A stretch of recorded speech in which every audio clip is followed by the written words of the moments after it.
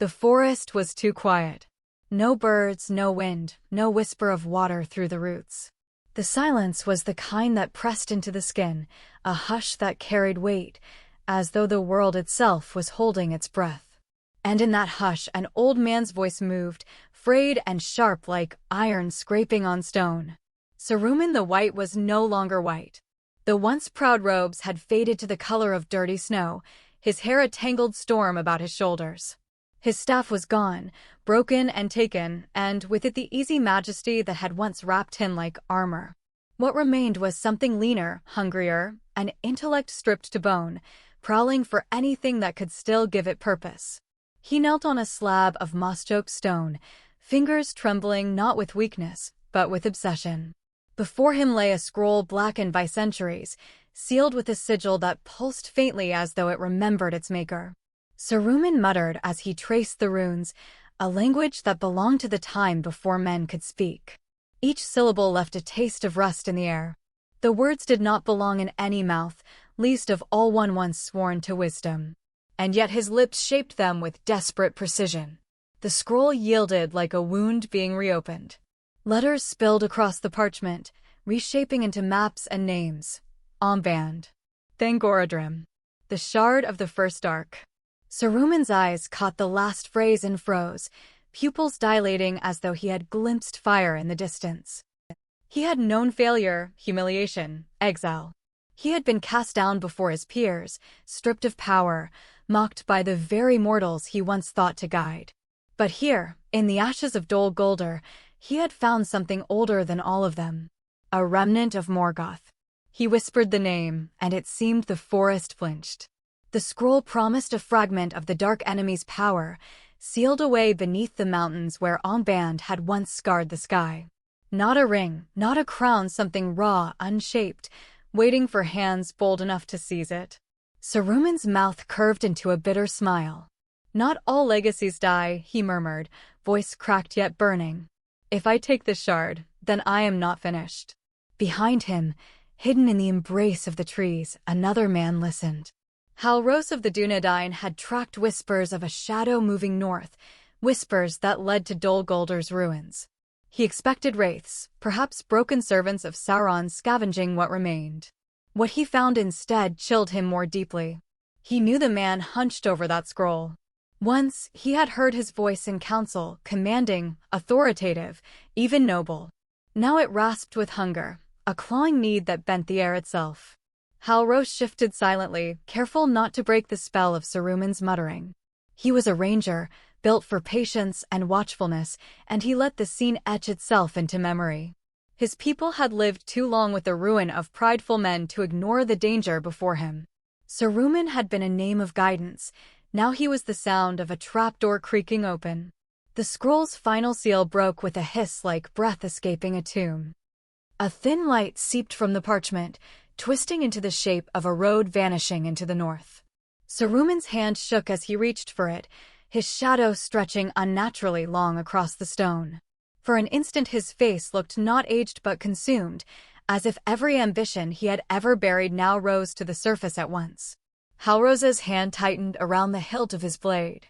He knew this was not the moment to strike. The old wizard was still too dangerous, too clever, but something in his chest hardened into oath. He would follow the shadow wherever it fled. And if it sought to wake what should remain buried, he would be there at the end to see it silenced. The light faded. Saruman folded the scroll with reverence, tucking it into his cloak as though it were a heartbeat he intended to carry. He rose, a gaunt silhouette against the moss and ruin, and turned northward. His steps were slow but deliberate, like a man walking toward a promise only he could hear. From the tree-line, Halros whispered to the quiet air, "I see you. And I will not let you pass unchallenged." The forest did not answer. But somewhere far beneath the mountains, in stone vaults no sun had touched since the world was young, something stirred faintly, like the twitch of a dreamer before waking. And so the chase began. The north had a way of erasing men. Even the strongest steps left no print for long in the snowdrifts, and the winds carved voices into whispers before they reached another ear. Saruman pressed forward regardless, his cloak snapping in the storm like a banner of defiance. To any other traveler, the desolation would have been discouragement. To him, it was proof. The land itself was emptying, as though making way for what he would bring back into it. Behind him, far enough to be unseen but near enough to feel the trail's pulse, Halros followed. A ranger's craft was not just in the sword or the bow, but in the silence between breaths. He read the world like a ledger, broken branches, faint scuffs in the ice, the lingering stink of fire where no traveler had reason to kindle flame. Saruman left traces not because he was careless, but because obsession had no patience for covering its own tracks. Halros marked each one carefully. He was not chasing, he was recording, as though building a map for someone who might one day need to understand how madness walked north. At night Saruman camped in ways that unsettled the earth. He did not burn wood as other wanderers did. Instead, he drew shapes in the snow, symbols that glowed faintly once the moon climbed high. They hummed, carrying fragments of a language that made the hair rise on Halros's arms even at a distance. He could not understand the words, but he understood what they invited, listening. Something beneath the ground, something old, was being coaxed awake. Once, in the dead of night, Halros caught sight of Saruman standing motionless at the edge of a frozen ravine. The wizard's head was tilted as though listening to a voice carried in stone. His lips moved, and the faintest echo answered, no louder than a sigh, but it was enough. Halros knew then that the scroll had not merely revealed a path. It had opened a conversation. Yet the ranger was no stranger to conversations with ghosts. His people carried the weight of old wars in their very blood. He had grown on stories of Numenor's fall, of arrogance punished, of men who thought themselves higher than they were meant to be. Saruman was not the first to think order could be born from power alone. He would not be the last. But Halros swore he would be the wall this time. The land grew harsher with each league. Pines gave way to naked stone, and then to vast flats of ice that gleamed like glass beneath the stars. Wolves tracked them at a distance, their eyes catching light and vanishing again. More than once Halros found carcasses torn apart in ways that spoke not of hunger but of frenzy. The beasts too were feeling the call of whatever lay buried in the mountains ahead. One evening, when the horizon bled orange and violet, Saruman paused on a rise. His breath misted in long, heavy plumes. For the first time Halros saw him falter, just slightly, as if even his iron will had edges. The wizard pressed a hand to his chest, closed his eyes, and whispered a single word, at last. The air shuddered faintly, a ripple across the snowfield. Halros felt it strike him like a stone thrown into still water. He gritted his teeth and touched the hilt of his sword, grounding himself with the familiar weight of steel. For a heartbeat he imagined driving that blade between Saruman's shoulders and ending it all there. But something in him resisted. To kill in shadow would be no true victory. It would only birth more whispers, more uncertainty. No, he needed to see this to the end, to the place the scroll pointed. Only then would the wound be properly sealed. That night, Halros dreamed. He stood in a vast hall of iron pillars, the air glowing with furnace light. At the center was a shard, blacker than any void, throbbing with the sound of a heartbeat too large to belong to one chest. Saruman reached for it, hands trembling, and the shard answered not with words, but with a tide of shadows that poured over the hall. Halros tried to shout, but his voice drowned in the roar. He woke to find frost coating his beard and sweat freezing on his brow. The dream had not been his alone, it was a spillover, a warning. The ranger rose, tightening his cloak against the bitter cold. In the far distance he saw Saruman's camp, the faint glow of those unnatural sigils pulsing like veins in the snow. The wizard slept hunched, clutching the scroll to his chest as if it were a lifeline. Halros whispered to the dark, to his ancestors, to the long line of men who had carried burdens no one else dared, I will follow him to the end. And when he finds what he seeks, I will be the hand that denies it. Above them, the stars burned cold and indifferent.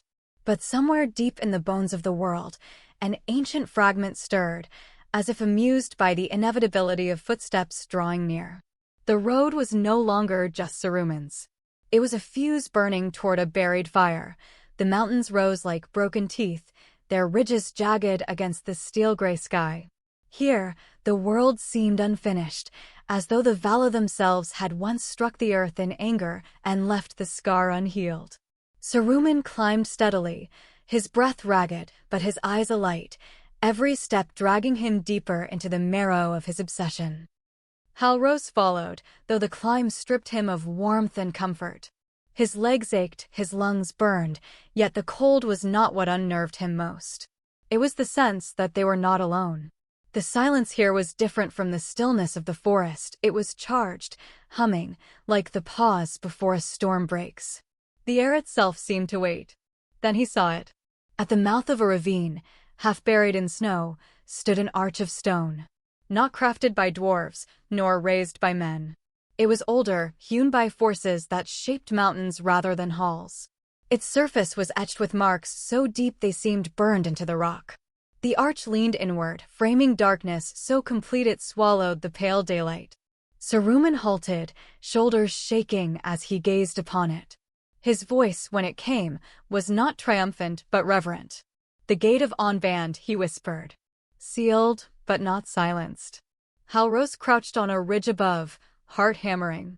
He had grown up hearing fragments of song about this place, fragments so heavy with dread that even the boldest children never turned them into games. To see it now, real and breathing shadow into the air, was to feel the thinness of his own life. His sword weighed less than a feather against that darkness. Saruman stepped forward and drew out the scroll. At once, the carvings on the arch stirred, faint lines of fire running through them like veins awakened. The snow at his feet hissed as though recoiling. He placed his palm upon the stone, and the whole mountain seemed to groan in response. That was when the twist came not as a sound, but as a vision. The ground heaved under Halros's boots. His vision blurred, then split. For an instant he was not himself but another, standing in a hall vast enough to hold the sky, hearing the clang of hammer on iron, seeing chains stretched across entire caverns. He felt a will pressing down upon him, immense and indifferent, older than malice itself. Morgoth. The name was not spoken, yet it thundered in the marrow of his bones. He staggered, clutching at the rock, gasping like a man drowning. The vision broke, leaving him on his knees, sweat freezing on his brow. When he looked again, Saruman was laughing soft at first, then louder, until it echoed off the cliffs. "You see it, don't you?" Saruman called, though no one had revealed Halros's presence. His eyes burned with fevered light as he turned toward the ridge. "Even hidden, even humbled, I am not blind. The shard calls, and it calls to any who dare to witness. Tell me, Ranger, did you feel it? Did you glimpse the order that could be restored?" Halros froze, exposed. His instinct screamed to vanish, to melt back into the snow. But the question was not a taunt. Saruman's tone was almost pleading, as though he wanted confirmation that he was not alone in what he had seen. Halros rose slowly, sword still sheathed. His voice was steady, though his chest still heaved. "I saw chains," he said. "I saw a world bent until it broke. If that is what you call order, then you are more lost than I feared." Saruman's face flickered, anger, pride, sorrow, all in one grimace. "You speak like a child guarding embers while the fire dies. I would forge the flame anew. Better a world shackled to strength than a world rotting in weakness." Halros shook his head. "Better no chains at all." The mountain wind howled through the arch as if answering them both. Saruman turned back to the gate, voice dropping to a whisper only the stone could hear. "I will prove you wrong." His hand pressed harder into the rune, and this time the darkness inside the arch stirred like breath-fogging glass. Halros's gut twisted. This was no longer a hunt. The chase was done. They had reached the place where silence ended and something older began to stir awake. And in that realization, Halros understood the true cost. He was no longer the hunter in pursuit of a shadow. He was the last wall standing before it. The path back was gone. The story had turned. The gate yielded like a wound reopening. Stone groaned, dust cascaded in pale curtains, and an opening yawned into blackness. From within came not air, but memory, a weight on the lungs, the press of ages, the echo of screams long extinguished. Saruman stepped forward without hesitation, torchless, trusting the faint glow of the runes that now pulsed with sluggish light along the walls. Halros followed, though every instinct begged him to turn away. The air grew colder, so cold it burned. His breath clouded, hanging heavy as though even vapor feared to rise in this place. The passage sloped downward, twisting deeper into the bones of the mountain. Here, the silence was not empty, it was full, vibrating, as if the stone itself held its breath.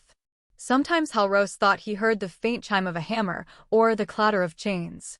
Each time he stilled, listening, but the echoes died without revealing their source. At last, the tunnel widened into a hall. The chamber was vast, hewn by forces not meant for mortal craft. Pillars rose like petrified giants, their surfaces carved with images half seen in the flickering runelight, figures kneeling, chains wound around them, a throne carved from fire. At the center of the hall stood a pedestal of black stone, smooth and waiting. Upon it lay the shard. It was small, shockingly small. A sliver of darkness, no larger than a clenched fist. Yet the space around it was warped, light bent inward, and Halros felt his heartbeat stutter in his chest as though the shard were trying to replace it. Saruman exhaled a sound like worship. His face, usually hard with calculation, softened almost to wonder. He approached as though drawn on invisible threads. Halros stepped between him and the pedestal. His sword slid free, the scrape echoing harshly in the hollow chamber. Stop. The word was simple, but it shook in the air, louder than it should have been. Saruman halted, blinking at the ranger as though surprised to find him solid and real. You do not understand, the wizard said quietly. This is not corruption. It is potential. All that was broken can be remade. I was cast down, mocked, left to wither. With this, I can rebuild. Not just myself, everything. Halros's grip tightened on his blade. I saw what it showed. Chains. Slavery. A world bent under a will too heavy for it to bear. That is not rebuilding. That is repeating. Saruman's laugh was soft, almost pitying. You think freedom is strength? Freedom is chaos. I offered men wisdom, and they spat on it. They chose weakness. This shard will let me silence their folly. Imagine a world where no voice defies order, where no kingdom crumbles, where no child starves because of another's greed. His eyes glistened, fevered. Is that not worth any price? Halros swallowed hard. He had no gift for speeches, no arsenal of philosophy. He thought of his sister, lost in a winter famine because lords quarreled while villages starved. He thought of the small graves he had helped dig, the empty huts left behind. He understood the temptation in Saruman's words. For a moment, just a moment, he wanted to believe. But then he remembered the chains, the vision of bending until breaking. And he remembered his father's words, spoken long ago at another graveside. Strength without mercy is just another kind of hunger. He lowered his sword point toward the stone floor, not as surrender but as truth. Order without choice is not peace. It's silence. And silence is only the mask of death. Saruman's face hardened. You will not stand in my way. The shard pulsed once, and the entire hall seemed to breathe. Shadows lengthened across the pillars, twisting into vague forms. A sound rose low, many-layered, like voices murmuring from beneath the earth. The shard was listening. Halros felt it brush against his thoughts, offering him flashes of comfort. His sister alive again, villages thriving, an end to hunger. His knees buckled under the weight of longing. He staggered, gasping, clutching his sword as if it were the last true thing left to him. Saruman saw his weakness and stepped forward, triumphant. He stretched out his hand, voice ringing through the chamber. By the will that remains, by the wisdom that endures, come to me. The shard flared, casting the hall in a sickly glow. The pillars trembled. Dust rained from the ceiling. The voices rose to a crescendo, filling the air with a chorus of need. The shadows on the walls writhed, forming shapes too large, too old, to belong to men. Halros forced himself upright, heart pounding, eyes locked on the shard. He could feel the decision pressing down on him like a weight, to falter and be consumed, or to rise and become the hand that stopped it. The hall was no longer stone and silence. It was a crucible. The climax was waiting, sharp as a drawn blade. And neither man could turn back. The hall shook as if the mountain itself had begun to breathe. Dust poured down in gray veils. The shard, once no larger than a fist, swelled with light that was not light at all but absence given form, black radiance, a shadow so bright it scalded the eyes. Saruman stood before it, arms outstretched, his voice rising above the roar. I claim you. By right of knowledge, by right of will, by right of flame stolen and preserved. His words cracked the silence like a whip. The shadows bent toward him, drawn as if by gravity. His hair whipped around his face, and his eyes blazed with a fire that was not his own. Halros staggered back against a pillar, choking on dust. The shard's presence pressed into his mind like a blade sliding between ribs. Visions cascaded, his sister's laughter restored, villages rich with harvest, men bowing in peace under a single guiding hand. He tasted the sweetness of it, the perfection. And then, buried in the sweetness, came the image of those same villages bound in chains, their laughter muted, their obedience carved from fear.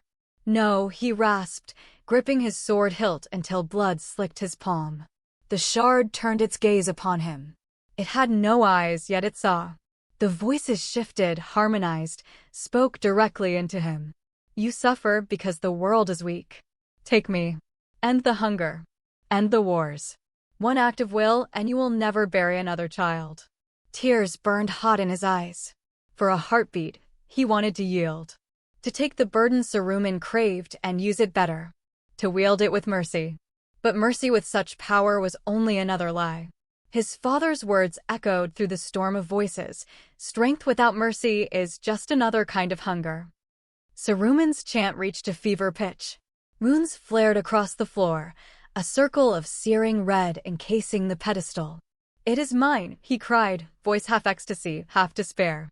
Through me the world shall be unbroken. The shard surged, and the chamber buckled. Cracks split the pillars.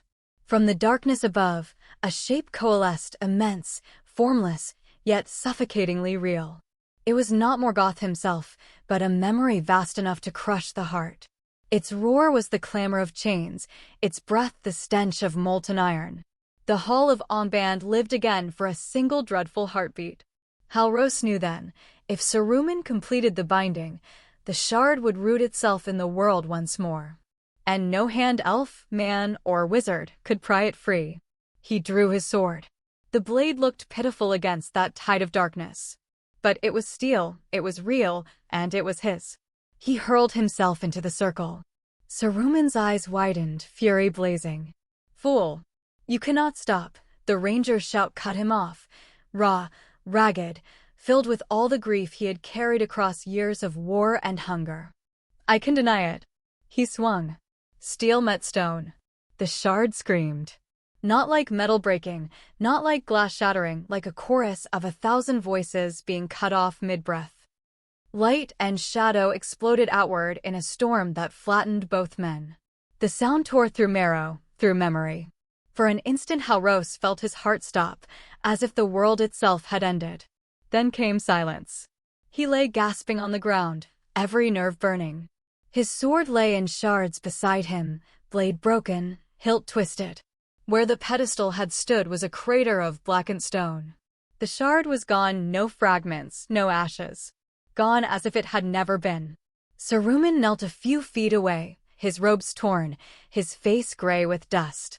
His eyes were empty, hollowed by disbelief. He whispered a single word, over and over, like a prayer abandoned mid-verse. No, no, no, Halros forced himself upright. Every muscle screamed, but he stood. He looked at the broken wizard, not with triumph, but with sorrow. It is finished, he said. His voice cracked, but it carried. Saruman raised his gaze, fury flickering back to life. You ruined it. You, mortal nothing. Do you understand what you've cost the world? I could have saved them all. His voice broke, rising into a scream that echoed off the cracked pillars. Halros met his rage with silence. He had no answer that would pierce the grief of a man who had gambled everything on power and lost. He only knew that the vault was closing around them, stone trembling as if eager to bury what it had nearly released. The ranger turned, limping toward the passage. Behind him, Saruman's sobbing laughter filled the hall, a sound too broken to be entirely human, too wounded to be entirely cruel. Above, the mountain shuddered, sealing the gate. The shard was gone. The choice had been made. And nothing would ever be the same.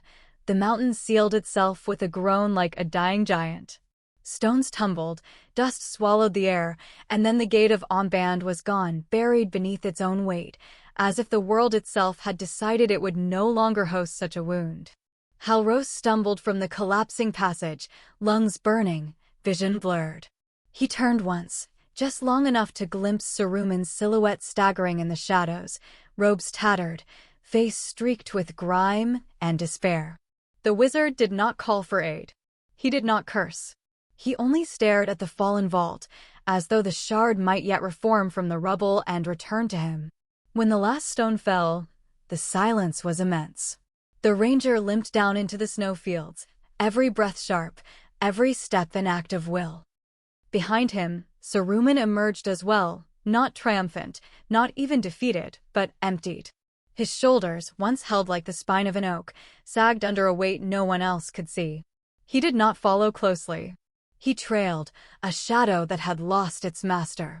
For days they moved south together, though no words passed between them. Halros kept his sword hilt close even though the blade was broken, a habit of survival more than mistrust. Saruman carried nothing but the tattered scroll, and even that he no longer read. The parchment was blackened, the runes burned away by the shard's destruction. He held it not as a tool, but as a relic of failure. On the 5th night, they came upon a small dwarf outpost. The halls of stone welcomed them reluctantly, fires lit, axes ready. Halros spoke little, telling only enough truth for safety, that Saruman had meddled in things too dark, and that the danger was ended for now. The dwarves looked upon the wizard with suspicion, yet pity lingered in their eyes. He was no longer the towering sorcerer of rumor, but a ragged man who stared too long at the fire as if trying to remember its warmth. Halros bound Saruman's hands that night, though the old man made no protest. The ropes were loose, more symbol than necessity. Saruman stared at them, then at Halros, and his lips curved into something that might once have been a smile. "You think to guard me?" he asked softly. "I think to remind you," Halros answered. The following morning, Saruman was gone. The ropes lay cut on the stone floor, a single strand of white hair caught in the knot. Halros searched, but no tracks marked the snow. The dwarves muttered of wizardry, of vanishings. Halros only nodded. He knew this was not an escape to power, but an exile into obscurity. Saruman had no strength left to conquer. He had chosen to fade. Years passed. The world healed in ways small and slow. Crops returned to fallow fields. Children played in towns that no longer feared shadows from the east. Few spoke Saruman's name. Fewer still remembered the shard, or the vault that had nearly opened. But Halros remembered. He wrote a single account, sealed in the quiet archives of Rivendell. He did not embellish. He did not name himself as hero. He only recorded what had happened, and why it must not be forgotten, that the greatest danger is not always the enemy who roars, but the friend who whispers that he knows a better way. He returned to his wandering life, the watchful silence of a ranger. Yet every winter, when the wind howled through the trees like chains clattering in the deep, he felt the memory stir in him again, the shard's voice, offering mercy through control, peace through silence. He would sit by the fire, close his eyes, and whisper back into the dark, "No." As for Saruman, rumors trickled like stray water through the years. A bent figure teaching letters to farm children in some remote village. A healer passing herbs to a sick mother. A hermit whispering tales of ancient ages to anyone who would listen. None knew if these were true, or if they were simply the world's way of softening the memory of a fallen name. What was certain was this. The wizard who once sought to claim the will of the first darkness had become a wandering shadow, feared by none, pitied by some, forgotten by most. The shard was gone, yet its lesson lingered. Power is never truly buried. It waits in silence, whispering to the weary, the proud, the broken. And always there must be someone ordinary, stubborn, fragile, to stand between the whisper and the world. Halrose carried that burden without song, without glory, without even thanks. But he carried it still. And so the story closes not with thunder, but with quiet. A ranger by a fire, listening to the night. A wizard walking roads no one cares to name. The world sleeping, unaware of how close it came to chains. The final truth lies in the hush, that sometimes the greatest victories are those the world never sees.